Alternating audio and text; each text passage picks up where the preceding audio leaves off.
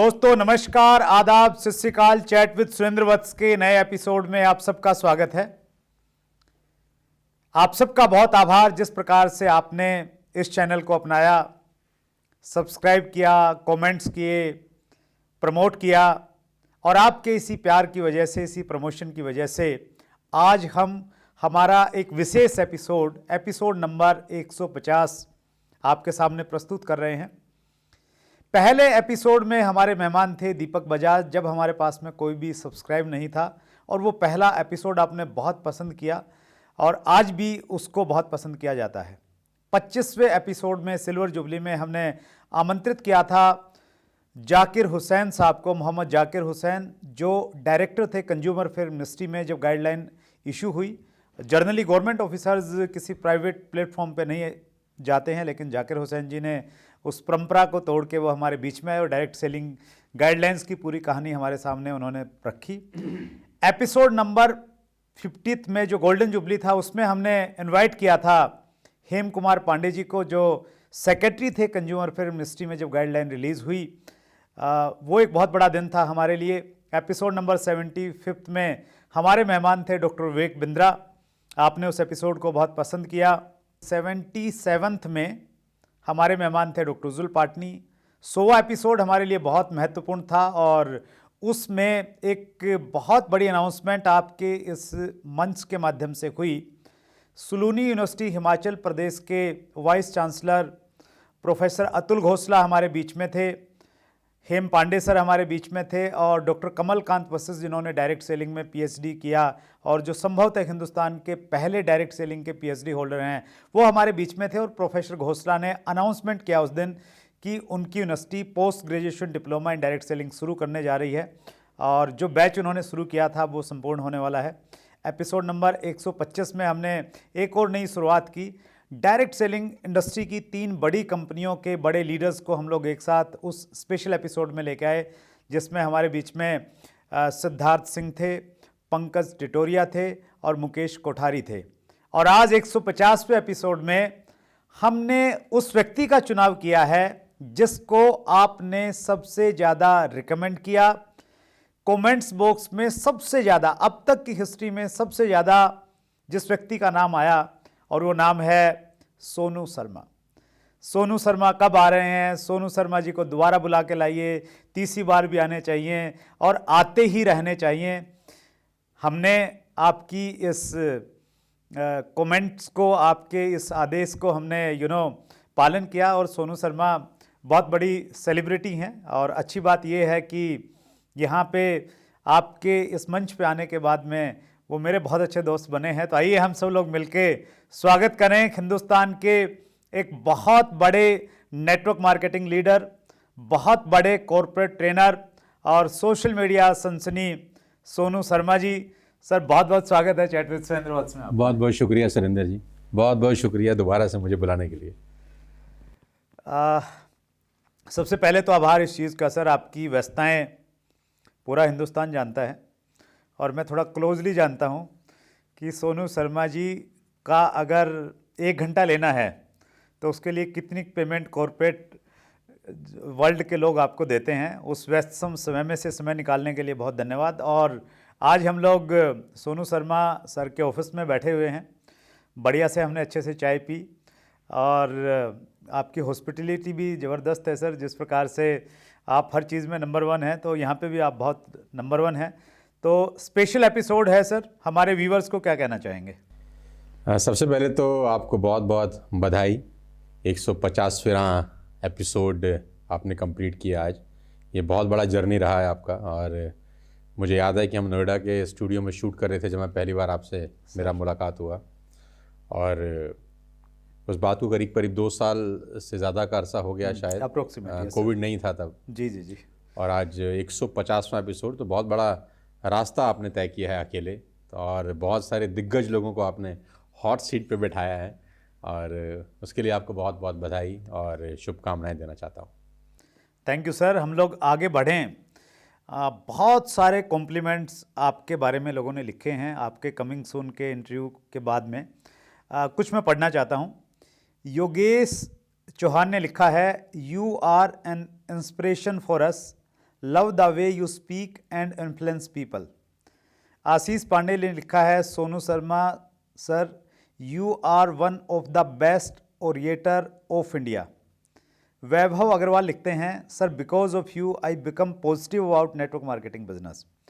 संजीव रंजन लिखते हैं, great leader और नेटवर्क मार्केटिंग के बादशाह, प्रभावशाली प्रतिभा, मोस्ट टैलेंटेड जीनियस और good guider only Sonu sir. और अजय डिजिटल एंटरप्रेन्योर ने लिखा है, direct selling king is back. जब सोनू सर आते हैं तो मंच अपने आप खिल जाता है। तो ये सब बताता है लोग बहुत ज़्यादा प्यार करते हैं सर। सर बहुत बहुत शुक्रिया, जितने भी लोग इतना सुंदर सुंदर लिखते हैं यार, आपका बहुत बहुत आभार। और जो प्यार आप लोगों ने दिया है पिछले 5 बरस में, ख़ास तौर पर जब से मैं सोशल मीडिया पे आया हूँ, वो अनबिलीवेबल है मेरे लिए। मैंने कभी ज़िंदगी में सोचा नहीं था कि इतना बड़ा फॉलोइंग मेरे जैसे एक छोटे इंसान का भी हो सकता है। तो आपका बहुत बहुत आभार, दिल की गहराइयों से आभार। और नतमस्तक हूँ आपके प्यार के आगे। जितना मान सम्मान इज़्ज़त आप लोगों ने दिया है, एक्चुअली तो मैं उसके काबिल नहीं हूँ, लेकिन खुदा मेहरबान तो गधा पहलवान।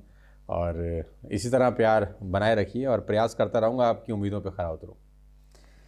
मैं तो सर सबके चूँकि संपर्क में रहता हूँ, धंधा ही ऐसा पकड़ लिया हमने ये चैट विद सुरेंद्र वत्स का, तो हर सप्ताह एक नई पर्सनैलिटी से मुलाकात होती है। तो जो अच्छे स्पीकर हैं, जिनको दुनिया अच्छा स्पीकर मानती है, तो वो भी आपकी भाषण शैली के कायल हैं। जिस प्रकार से आप बातचीत करते हैं, जिस प्रकार का कंटेंट आप देते हैं, तो और शायद ये आपको भी मालूम है, ऐसी फीडबैक भी आपके पास में भी आती होगी कहीं ना कहीं से। तो बैलेंस कैसे रखते हैं, इतना सब कुछ मिलने के बाद आदमी फिर भी धरातल पे रहे, जिस प्रकार की बात आप कर रहे हैं? मैं अंदर से ये बात जानता हूँ कि मैं इस काबिल नहीं हूँ। प्रॉब्लम क्या रहता है? प्रॉब्लम ये रहता है कि जब मान सम्मान इज़्ज़त पैसा लोगों के पास आता है, शोहरत आती है, तो जिस दिन उनको लगता है कि वो डिज़र्व करते थे इसलिए आ गया, तो कभी कभी पैरों के नीचे से ज़मीन निकल जाती है ना। वो एक बहुत पुराना शेर है कि कैसे हसीन कमज़र्फ़ ये गुब्बारे जो थोड़ी सी हवा में फूल जाते हैं और थोड़ा सा हवा में ऊपर उड़ते ही अपनी औकात भूल जाते हैं। तो मैं ये बात अच्छे से जानता हूँ कि ये जो कुछ मुझे मिला है पिछले कुछ बरस के अंदर, मैं डिज़र्व नहीं करता हूँ। तो जब आपको ये बात अच्छे से पता होती है कि आप डिज़र्व नहीं करते, तो आप ग्रेटिट्यूड से भर जाते हैं। लेकिन जिस दिन आपको लगता है कि मैं ही मैं हूँ, दूसरा कोई नहीं, तो उस दिन एटीट्यूड आप में झलकना शुरू हो जाता है। तो ग्राउंडेड रहने का सिंपल सा कारण ये है कि मुझे पता है कि मैं डिज़र्व नहीं करता हूँ। खुदा मेहरबान गधा पहलवान ईश्वर दे रहा है, तो मुझे बात अच्छे से पता है। जिस दिन मुझे लगने लग जाएगा कि हाँ मैं तो डिज़र्व करता था इसलिए मेरे साथ ऐसा हुआ, उस दिन मुझे लगता है मेरी उल्टी गिनती शुरू हो जाएगी। दैट्स ग्रेट सर, बहुत कुछ सीखने वाली मैसेज आपकी पूरी इंटरव्यू में, बहुत कुछ सीखने वाला और बहुत अच्छे से आपने आगाज़ किया। मैं पहला प्रश्न आपसे ये पूछना चाहता हूँ सर, पूरी दुनिया आज सोनू शर्मा ब्रांड को जानती है, इतनी सारी आपकी फॉलोअरशिप है, कहीं भी देखिए आप, मतलब कुछ लोग हैं ना यूट्यूब पे छाए होते हैं, तो आप यूट्यूब पे छाए हुए हैं, आप फेसबुक पे छाए हुए हैं, आप हर जगह सोशल मीडिया पे हर जगह आपकी प्रेजेंस है। लेकिन सोनू शर्मा आज सबको दिखता है, लेकिन आपकी कहानी का जो दर्द है वो शायद बहुत सारे लोग नहीं देख पाते हैं। तो पर्टिकुलर आपकी स्टोरी के वो स्ट्रगल के मोमेंट्स हम जानना चाहेंगे, जब आपको भी लगा हो कि यार बहुत मुश्किल है, बहुत टफ है, और उन वो दौर कौन सा था और उसमें से आप बाहर कैसे आए? स्ट्रगल का कोई और एक दौर नहीं होता सुरेंद्र जी, जहाँ तक मेरा व्यक्तिगत तजुर्बा है। ज़िंदगी आपको हर मोमेंट पे चुनौती देती है। राइट। ऐसा नहीं है कि हम 2001 में जब से नेटवर्क मार्केटिंग इंडस्ट्री में आए तब शुरुआत में स्ट्रगल थे और वहाँ से निकले उसके बाद सब स्मूथ राइड होगी, ऐसा नहीं था। आपको हर दिन, हर महीना, हर हफ्ता, हर साल कुछ ना कुछ नया स्ट्रगल देखने को मिलता है। और जैसे जैसे आप पीक की तरफ बढ़ते हैं, चुनौतियाँ बढ़ती जाती हैं और चुनौतियाँ नए नए रूप ले लेती हैं। मतलब जो 2001 में चुनौती थी वो हो सकता है आज ना हो, जो आज चुनौती है हो सकता है 10 बरस के बाद ना हो। लेकिन ऐसा नहीं हो सकता कि चुनौतियाँ एक बार आई और ख़त्म हो गई। ज़िंदगी के हर मोड़ पे ईश्वर आपका इम्तिहान लेता है, और ईश्वर जब भी कुछ बड़ा देना चाहता है तो मैं हमेशा से मानता हूँ कि वो आपका खूब ठुकाई पिटाई करता है, क्योंकि वो देखना चाहता है कि आप अगले रिवॉर्ड के लायक भी हैं या नहीं।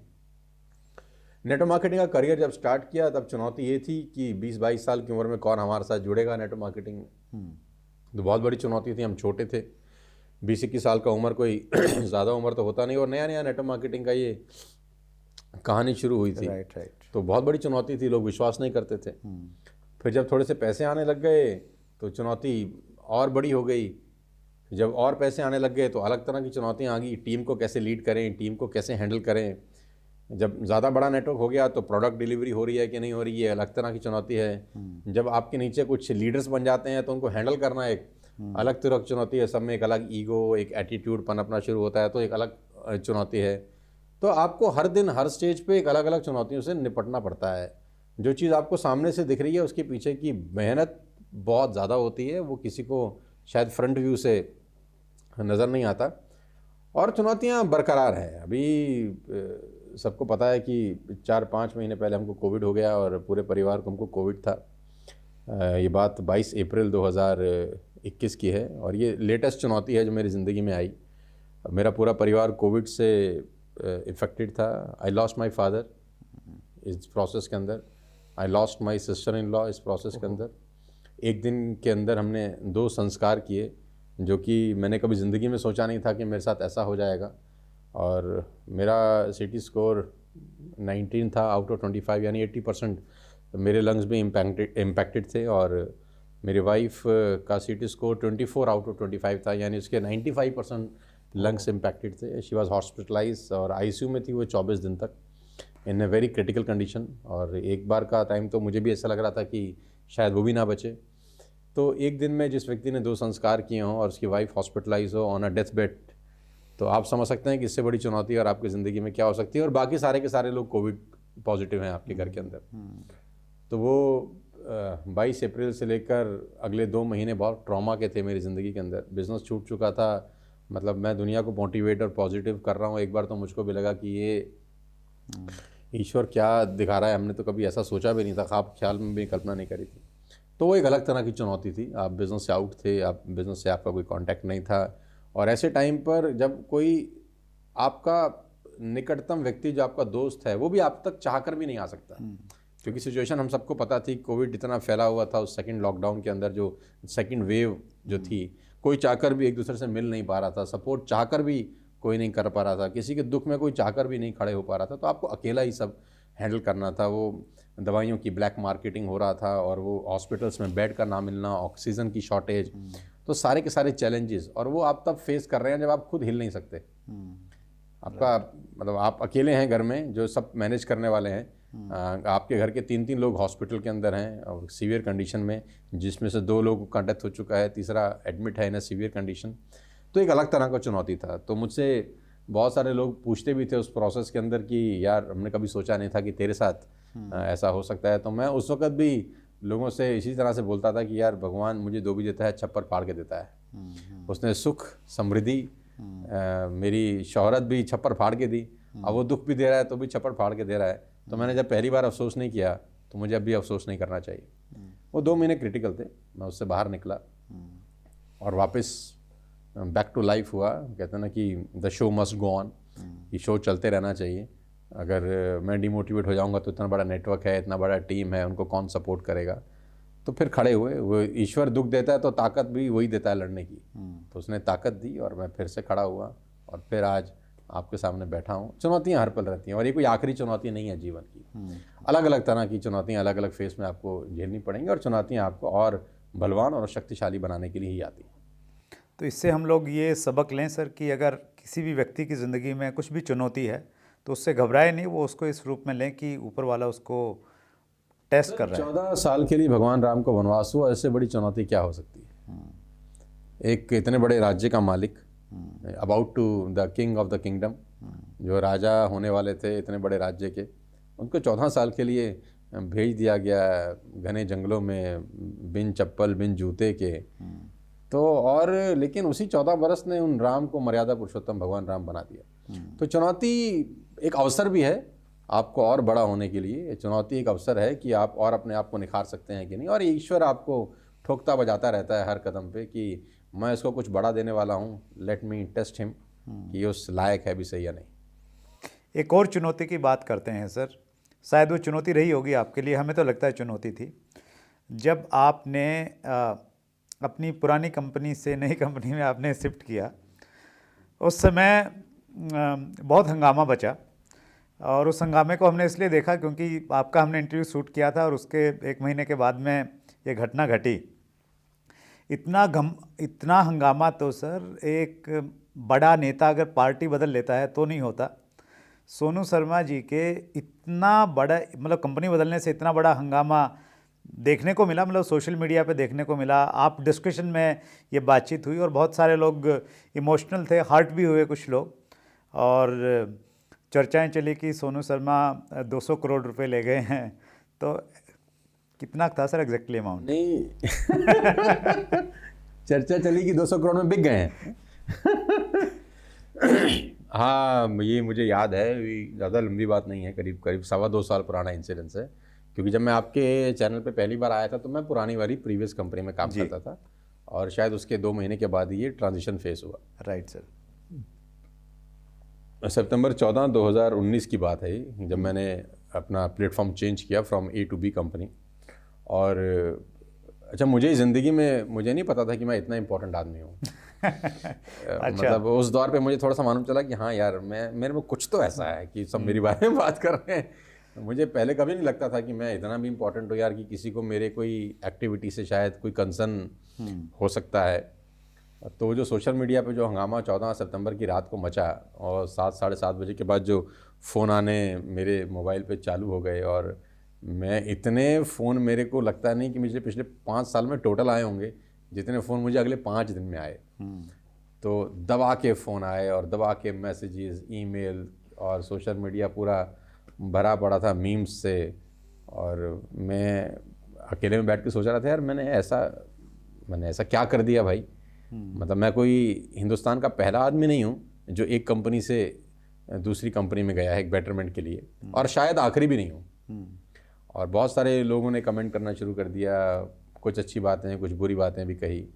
और बुरी बातें करने वाले वो लोग थे जो खुद 5-5 कंपनियां छोड़े बैठे हैं। तो मैं शुरू में तो बड़ा दुख हुआ, मैं झूठ नहीं कहता आपको। शुरू में वो पढ़ के मेरे लिए पहली बार था। राइट। तो बड़ा दुख हुआ, बड़ी तकलीफ हुई, लेकिन कुछ दिनों के बाद फिर मुझे उसमें मज़ा आने लगा। ओके। मुझे लगने लगा कि यार ये मज़ा आ रहा है यार, ये तो है ना, कि आपको शुरू हुई थी बात 20 करोड़ रुपए से, और पहुँचते पहुँचते फिर आखिरी में मेरी बोली 200 करोड़ रुपए तक की लग गई। तो मुझे लोगों ने कहा कि भाई आपको 200 करोड़ रुपए मिले हैं, तो इसके बारे में आपका क्या कहना है। किसी व्यक्ति ने मुझसे पूछा था जब पहली बार, तो मैंने पूछा भाई 200 करोड़ रुपए अगर आपको मिलते तो आप लेते कि नहीं लेते, पहली बात तो मुझे ये बताइए। मेरा पहला सवाल ये है कि अगर आपको कोई 200 करोड़ रुपए देगा तो आप दिल पे हाथ रख के बताइए आप लेंगे कि नहीं लेंगे। ऑल्दो मुझे नहीं मिले हैं, लेकिन मेरा सवाल है आपसे। Right right. तो बोले सर ले लेंगे। तो मैंने कहा अगर मुझे मिले हैं और मैंने ले लिए तो आपको क्या तकलीफ है। राइट। खैर वो तो मैं मजाक में बोल रहा था उनको। ऐसा कुछ नहीं होता, और लोग अपने अपने तरीके से अंदाज़ा लगाते हैं। वो ये अंदाज़ा लगा के ये मतलब कल्पना ही कर पाते हैं कि शायद कुछ मिला होगा तो ही शायद कोई आदमी A to B कन्वर्ट करता है, लेकिन उनकी कोई गलती नहीं है। जाकी रही भावना जैसी प्रभु मूरतिन देखी तैसी। आदमी जैसा होता है उसको दुनिया वैसी नज़र आती है। राइट। मतलब हमको खरीद सके ऐसा तो कोई पैदा आज तक हुआ नहीं है सर, और we are not for sale. लेकिन उनको ऐसा लगता है कि अगर हम जाएंगे तो हमें पैसे मिलने चाहिए, नहीं तो हम जाएंगे नहीं। मतलब लोगों की जो इमेज बनी है ना आपकी, वो ये बनी कि यार आदमी भारी आदमी है और भारी आदमी जाएगा। हाँ, तो कुछ भारी भरकम ही मिला होगा तभी जा सकते हैं। नहीं नहीं ऐसा कुछ नहीं। हाँ, भारी भरकम मिला है। उन कंपनी के लोगों का प्यार, और उन कंपनी के लोगों का मान सम्मान, इज्जत। जिन डायरेक्टर्स के साथ मैं गया उनके लिए मेरा अटूट रिगार्ड, और उनके अंदर भविष्य में झांकने की ताकत, और जिस तरीके से उन्होंने अपनी कंपनी को इतने सालों में रन किया, वो द वे जो तरीका उनका था वो बहुत भारी भरकम था। उनका प्यार, उनका एटीट्यूड, उनका तरीका, और जिस तरीके से वो आगे अगले 10 साल में अपने आप को प्रोजेक्ट कर रहे थे, उसने मुझे प्रेरित किया कि मैं उस कंपनी को चुनूं। मेरे पास बहुत ऑप्शंस थे, लेकिन मुझे बेटर जो लगा मेरी समझ के हिसाब से मैंने उसका चयन किया। पैसा कोई ज़्यादा मेरे लिए इम्पोर्टेंट नहीं था, क्योंकि मैं तब भी ऑलरेडी कॉर्पोरेट सेशन करता था और उस ज़माने में 5 लाख रुपए एक सेशन के चार्ज करता था। तो महीने के अगर मैं 5 सेशन भी करता तो 25 लाख रुपए मुझे वैसे ही कॉर्पोरेट सेशन के आ जाते। तो 25-30 लाख रुपए का मतलब साल के 3-3.5 करोड़ तो मैं वैसे ही कॉर्पोरेट सेशन से कमा लेता। आज से 2 सवा दो साल पहले जो मैं कमा ही रहा था। तो 10-15-20 करोड़ रुपए के लिए कोई आदमी ऐसा स्टेप लेगा, इतना मैं बेवकूफ़ नहीं हूँ। लेकिन लोगों की कोई गलती नहीं है, वो अपनी जगह, उनको ऐसा लगता होगा कि ऐसा किया होगा, लेकिन ऐसा कुछ नहीं है। How to choose a right company? बहुत सारी चीज़ें हैं किसी भी एक अच्छी कंपनी का चयन करने के लिए। और सबसे पहला तो मैं एक बात ज़रूर कहना चाहूँगा आज आपके इस चैनल के माध्यम से कि नेटवर्क मार्केटिंग का कुछ लोगों ने तो मजाक बना दिया है। मैंने जब कंपनी छोड़ा तो मैं 15 साल किया एक कंपनी को। राइट। मतलब मैं कोई 6 महीने में कूद के नहीं भागा इधर से उधर। There is a difference. और ये आपको समझना होगा कि एक डिफरेंस है कि कोई आदमी 6 महीने के बाद या 1 साल के बाद या 1.5 साल के बाद उछल कूद मचा रहा है, और एक आदमी 15 साल के बाद एक 25 लाख रुपए के पे आउट के बाद उस कंपनी का हाईएस्ट अर्नर होने के बाद कोई डिसीजन ले रहा है। तो दोनों डिसीजन को आप एक ही पैमाने पे नहीं रख सकते हैं। दोनों की इंटेंसिटी अलग अलग है, राइट। तो आज बहुत सारे लोग नेटवर्क मार्केटिंग का मजाक बनाए हैं, है ना। वो साल इधर करेंगे, 6 महीना उधर करेंगे, 2 साल इधर करेंगे, फिर समझ में नहीं आएगा तो फिर कहीं और चले जाएंगे, फिर 6 महीना साल इधर करेंगे, फिर समझ नहीं आएगा तो फिर कुछ और करेंगे। तो हर कुछ समय 6 महीने बाद, साल, 1.5 साल के बाद, 2 साल के बाद उनको उस जगह पे प्रॉब्लम होनी शुरू हो जाती है, या अपने अपलाइन से प्रॉब्लम होनी शुरू हो जाती है, या कहीं ना कहीं उनको इशू दिखते हैं। तो हर 6 महीने 1 साल के बाद इशू अगर आ रहे हैं तो प्रॉब्लम आपके अंदर है और कहीं पर नहीं। Right. When I took a decision 2.5 years back, तो वो एक बहुत ही मैच्योर डिसीजन था, क्योंकि मुझे एक बात अच्छे से पता थी कि now the time has come, यहाँ सैचुरेशन खत्म, यहाँ सैचुरेशन आ चुका है। और सबसे बड़ी बात है, ग्रोथ की पॉसिबिलिटी 0 है। कभी कभी आपको आंखों से नज़र आता है, और ऐसा नहीं कि आपको खुशी होती है अपना 25 लाख रुपए का पे आउट छोड़ने में। आप बहुत प्रयास करते हैं कि उसको ठीक किया जा सके, आप बहुत कोशिश करते हैं उसको ठीक किया जा सके, लेकिन जब आपकी सारी कोशिशें नाकामयाब हो जाती हैं तो मजबूरन आपको एक ऐसा स्टेप लेना पड़ता है जो आप चाहते नहीं हैं एक्चुअली लेना। लेकिन वो, मैं तो भीष्म पितामह की तरह, क्या कहते हैं, उस द्रुत क्रीड़ा में चुप नहीं रह सकता कि द्रौपदी का हरण हो रहा हो और मैंने कसम खा रखी है कि मैं कभी नहीं छोड़ूंगा इसको, और तो मैं उस कसम को पक्का रखूं चाहे चीर हरण हो जाए। तो मैंने अपनी कसम तोड़ दी, लेकिन मैंने चीर हरण होने से रोकने का पूरा प्रयास किया। और मैं बहुत खुश हूं आज इस बात को बताते हुए कि that decision was the best decision of my life on that particular time. Sir, यहाँ पे एक प्रश्न और उठता है, 1 साल बाद, 1.5 साल बाद कोई छोड़ता है तो वो ये कह सकता है जी मैंने कंपनी को देखा और कंपनी में इश्यूज़ हैं इसलिए मैं छोड़ गया। लेकिन 15 साल जब हम किसी ऑर्गेनाइजेशन के साथ में काम करते हैं, उसकी मैनेजमेंट के भी टच में रहते हैं, तो इतना लंबा समय लग गया ये समझने में कि यार कंपनी बहुत आगे नहीं जाएगी। नहीं, ऐसा नहीं है। मतलब जो आज आपका व्यवहार है 15 साल के बाद सेम होगा ऐसा ज़रूरी नहीं है। ओके। मतलब सुरेंद्र वर्ष के बाद जब स्कूटर है और सुरेंद्र वर्ष के बाद जब एस क्लास है, तो ज़रूरी नहीं है कि स्कूटर वाले दिन जैसे सुरेंद्र वर्ष का व्यवहार दुनिया के लिए था, एस क्लास वाले दिन भी ऐसा ही रहेगा। ऐसे बहुत कम लोग होते हैं। सुरेंद्र वर्ष हो सकते हैं, लेकिन ऐसा नहीं है कि सब लोग ऐसे होते हैं, है ना। तो जब आपका व्यवहार चेंज होता है ना पैसा आने के बाद, तकलीफ तब शुरू होती है। Okay, got it. फिर जब आप आदमी को आदमी नहीं समझते, लीडर को लीडर नहीं समझते, कंपनी को लीडर चलाते हैं, कंपनी को प्रोडक्ट नहीं चलाते, कंपनी को बिजनेस प्लान नहीं चलाते, कंपनी को लीडर्स चलाते हैं। जितने भी लोग नेटवर्क मार्केटिंग में, वो इस कंपनी के एम्बेसडर्स हैं। हर कंपनी के अपने अपने एम्बेसडर्स हैं जो लोग काम कर रहे हैं। लेकिन जब आप एज अ लीड, मतलब जब आप एज अ मालिक और जब आप एज अ एंटरप्रेन्योर अपने लीडर्स का रिगार्ड, रिस्पेक्ट करना छोड़ देते हैं और आप उनको ग्रांटेड लेना चालू कर देते हैं, और उसमें तकलीफ क्या होती है कि आप एक्चुअली थोड़े से सफल भी हैं तो आपको लगता है हम जो कर रहे हैं वो सब सही है, बाकी सबको तो कुछ पता ही नहीं है टाइप्स। और लेकिन मार्केट चेंज हो रहा है, मार्केट चेंज हो रहा है, और आप मार्केट के हिसाब से आप चेंज नहीं होते। अगर आप अपने आप को मार्केट के हिसाब से बदलते नहीं है तो आप पीछे रह जाते हैं। लेकिन आपको लगता है कि जैसा बिजनेस मैं 2005 में कर रहा था वैसे ही 2019 में भी करूंगा, तो ये प्रैक्टिकली पॉसिबल नहीं है। आपको अपने आप को बदलना पड़ेगा। आप जिस कंपनी में हैं वो भी हर साल 6 महीने बाद अपने आप को चेंज कर रही है, नए प्रोडक्ट्स लेके आ रही हैं, नए तरीके ढूंढ रही हैं। हम जिस कंपनी में आज हैं, हर महीने, 2 महीने, 3 महीने बाद प्रोडक्ट्स चेंज हो रहे हैं, कुछ ना कुछ नया आ रहा है। मतलब पिकअप सेंटर्स खुल रहे हैं, कुछ ना कुछ नया हो रहा है, नई नई कंट्रीज ओपन हो रही हैं। लेकिन आप ऐसा नहीं है कि 2005 में जैसा कर रहे थे 2018 तक भी वैसा ही करते रहे। You have to change yourself. लेकिन जिस दिन आपको लगता है कि अब आप चेंज होने की संभावनाएं ना के बराबर है, तो बेटर होता है कि आप उसको ईमानदारी के साथ, डिग्निटी के साथ रिज़ाइन करें। बहुत बड़ा डिसीजन है जब हम सोचते हैं ना 15 साल किसी भी ऑर्गेनाइजेशन के साथ में जुड़ना और स्पेशली इतनी बड़ी इनकम के साथ में छोड़ना, तो उस समय तो मुश्किल रहा होगा सर, कुछ बहुत मुश्किल रहा था, कंफ्यूजन भी रहा होगा कि पता नहीं क्या होगा छोड़ने के बाद। कंफ्यूजिंग नहीं था, मुश्किल था। ऐसा लगा था कि देखिए एक जगह हमने नेटवर्क बनाया, हाईएस्ट लेवल पे गए, तो दूसरी जगह जाएंगे शुरुआत तो जीरो से ही करनी बिल्कुल पड़ेगी। जीरो से 100%। और कहीं ना कहीं दिमाग में ये तो आया होगा कि यार अगर सफल नहीं हो पाए तो क्या होगा। नहीं, मेरे दिमाग में ये बिल्कुल भी नहीं था कि मैं सफल नहीं होऊंगा। ओके। कन्फ्यूज़न बिल्कुल नहीं था। हाँ, टफ डिसीजन था, इसको मैं नकार नहीं सकता। मैं आज भी ये कहता हूँ कि वो मेरा पहला प्यार था, आज भी पहला प्यार है, मतलब उसको तो मुझे एक्सेप्ट करने में आज भी कोई तकलीफ नहीं। जिसमें हमने 15 साल लगाए, हम उसको कैसे बोल सकते हैं कि नहीं वो ख़राब है या वो बिल्कुल बर्बाद है या वो बिल्कुल ख़राब चीज़ है। मैं तो ऐसा आज भी नहीं बोल सकता।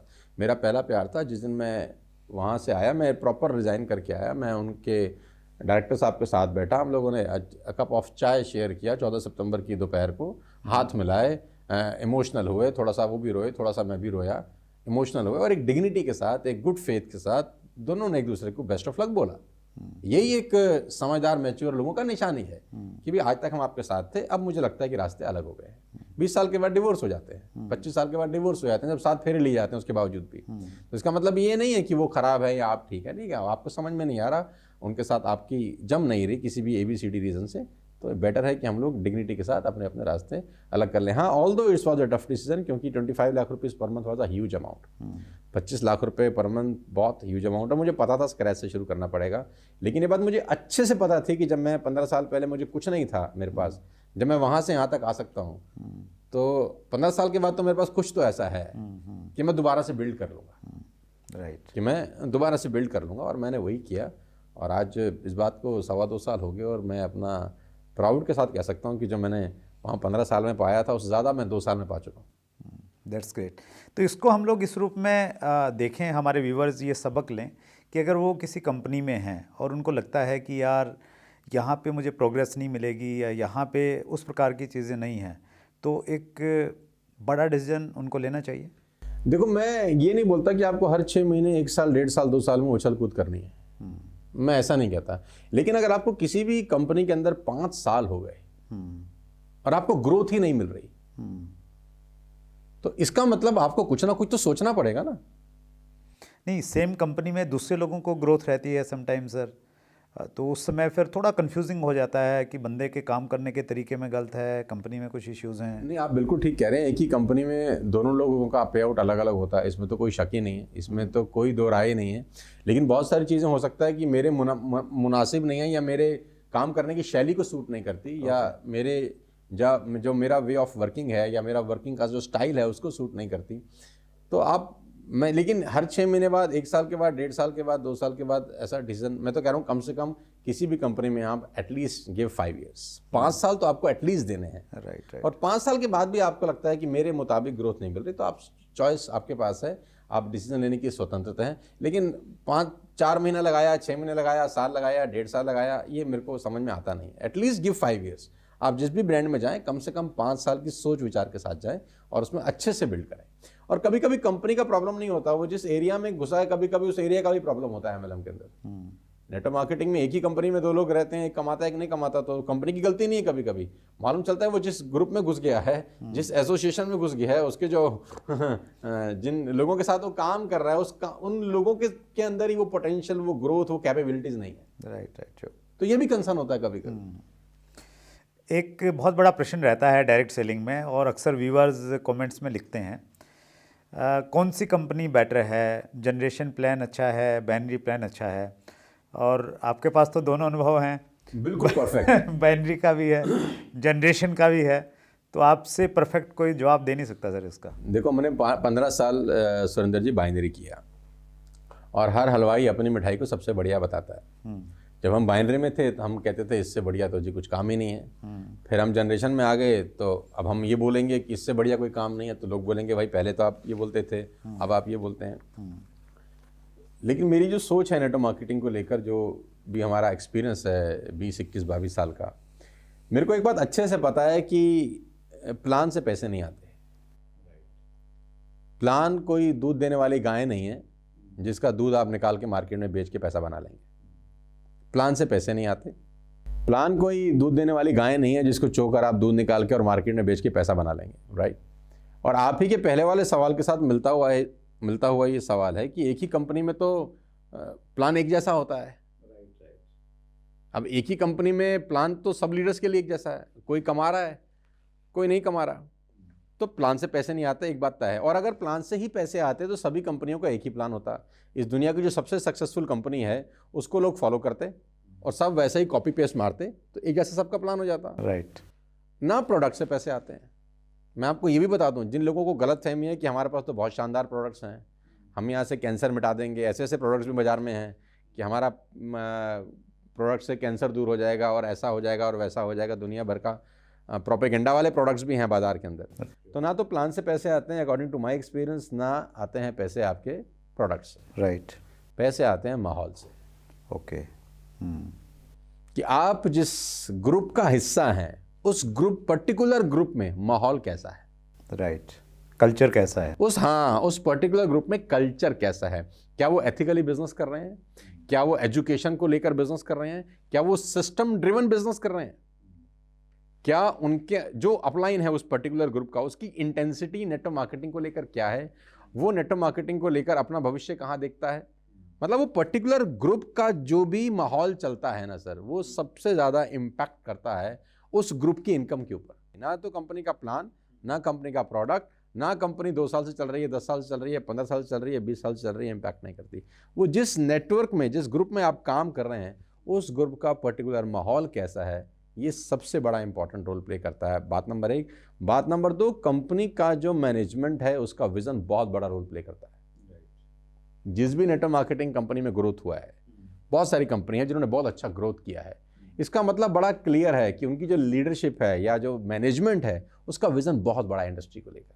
क्योंकि मेरी कंपनी इंडस्ट्री नहीं बनाती, आपकी कंपनी इंडस्ट्री नहीं बनाती, इंडस्ट्री बनाती है अच्छी कंपनियां, जो कुछ 7, 8, 10 अच्छी कंपनीज हैं, ये मिलकर एक अच्छा इंडस्ट्री बनाते हैं, राइट। तो जिन जिन लोगों ने 7, 8, 10 कंपनियों के नाम मैं जानता हूं, आपको भी पता है, मैं भी यहाँ पर नहीं बोल सकता हूं, जिन्होंने अच्छा ग्रोथ किया है, कोई 800 करोड़ कर रहा है, कोई 1000 करोड़ कर रहा है, कोई 1500 करोड़ कर रहा है, कोई 2000 करोड़ कर रहा है। इन सब का जो मैनेजमेंट है वो विजनरी मैनेजमेंट है, वो भविष्य में झांकने का प्रयास कर रहे हैं एटलीस्ट। नहीं तो 95, 96 से नेटवर्क मार्केटिंग शुरू हुई है, लाखों कंपनियां खुली होंगी, अगर करोड़ों भी खुली होंगी तो शायद मैं गलत नहीं हूं, लेकिन हम जानते हैं कितनी कंपनी को है, 10, 12, 14, 15। तो ये बहुत इंपॉर्टेंट है कि जो मैनेजमेंट है उसका विजन कितना बड़ा है अपने प्रोडक्ट को लेकर और अपनी लीडरशिप को लेकर, और उसको क्या लगता है अगले 10 साल में अपनी कंपनी को कहाँ लेके जा सकता है। तो वो बहुत इंपॉर्टेंट रोल प्ले करता है जब चूज करते हैं आप एक अच्छी कंपनी। तो प्रोडक्ट प्लान जो है मेरे लिए इररिलेवेंट है, माहौल इम्पोर्टेंट है। और किसी व्यक्ति को, सबसे ज़्यादा इंपॉर्टेंट माहौल है। किसी व्यक्ति को अगर माहौल नहीं मिल रहा, अपलाइन अच्छी नहीं है, तो क्या वो खुद से एक अच्छा माहौल बना सकता है, अपनी टीम के लिए क्रिएट कर सकता है? देखो, मैं ये बात हमेशा से मानता हूँ कि अपलाइन का ज़रूरत होता है। देखो सर, राइट। मतलब हर आदमी स्पाइडरमैन की तरह छतों पे नहीं चढ़ सकता। मतलब मैं माहौल बना सकता हूँ, आप बना सकते हैं, ज़रूरी नहीं है कि हर आदमी बना सकता हो। एक अच्छे अपलाइन का ज़रूरत नेटवर्क मार्केटिंग में रहता है। तो मैं तो सबसे यही गुजारिश करना चाहता हूँ, जितने भी लोग मुझे सुन रहे हैं, चाहे वो किसी भी कंपनी में हो, मेरी शुभकामनाएं आपके साथ हैं कि आप अपलाइन के साथ ज़रूर रहें। अपलाइन ही आपको इस क्या कहते हैं भव सागर से पार कराने का मादा रखता है। बिना अपलाइन के गति ही नहीं है नेटवर्क मार्केटिंग के अंदर।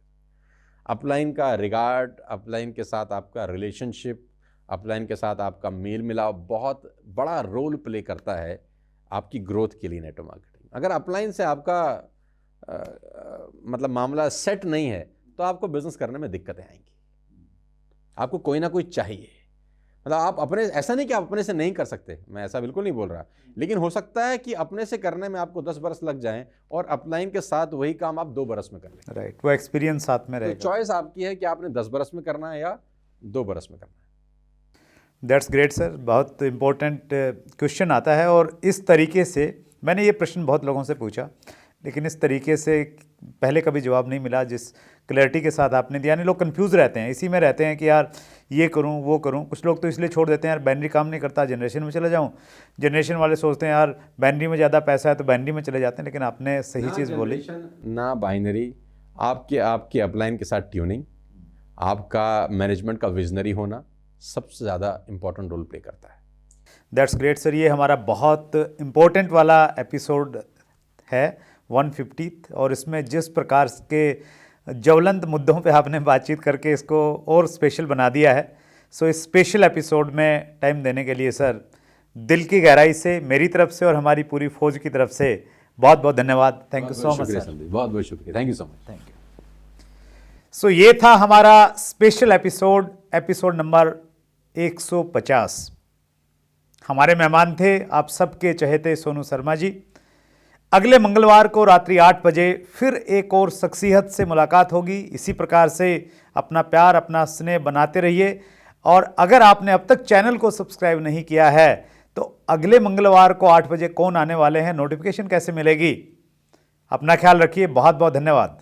अगर आपने अभी तक chat with Surendra Vats channel को सब्सक्राइब नहीं किया है तो अभी सब्सक्राइब करें और बेल आइकन दबाना ना भूलें, जिससे आपको आने वाली सभी वीडियोस की अपडेट सबसे पहले मिले और हमारी किसी वीडियो को मिस ना करें। वीडियो को ज्यादा से ज्यादा शेयर और लाइक करके अपना प्यार जरूर दें।